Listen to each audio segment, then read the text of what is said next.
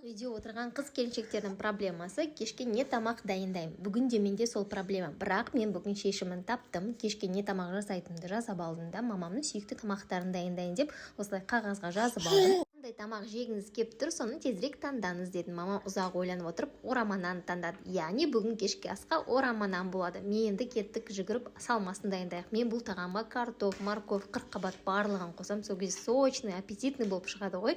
Сосын сізге бір қызық лайфхак айтайын. Менің жолдасым қырыққабатты мүлдем ұнатпайды. Ал мені ренжітіп, сәл көңіліме тиіп кетсе, мен сразу қырыққабаттан тамақ дайындаймын. Қыздар сіздерге керемет лайфхак, жолдастарыңыз ренжітіп қойса, осылай жасап көріңіздер. Міндетті түрде қалған заттарыңызды алатын боласыздар. Мамамыз дайын болғанша 5 шайында уақыты келіп қапты. Жүгіріп келіп мамаға не жейсіз деп едім. Мама блины таңдады. Сонымен жүгіріп келіп осылай блины дайындадым. Сөйтіп мамамыз екеуміз отырып алып жақсылап чай іштік. Достар, сіздер де енелеріңіздің көңілдерін өстіп табып отырасыздар ма? Жаза кетіңіздер. Сол ашумен наным барын турап сухарик жасап тастайын дедім ғой. Біздің үйдегілер сухарийді өте қатты жақсы көреді. Сосын тамағым да дайын болды. Ал мен кеттім, садикке баратын уақыт болды.